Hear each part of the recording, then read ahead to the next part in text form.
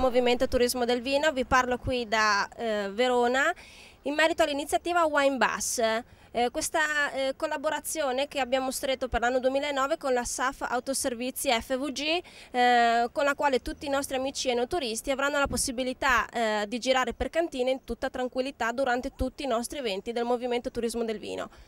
Per questa fiera importantissima sul vino e i distillati che si tiene qui appunto a Verona, abbiamo in esclusiva fatto questo pullman che parte dal Friuli, è partito questa mattina e che sta arrivando qui in questo momento.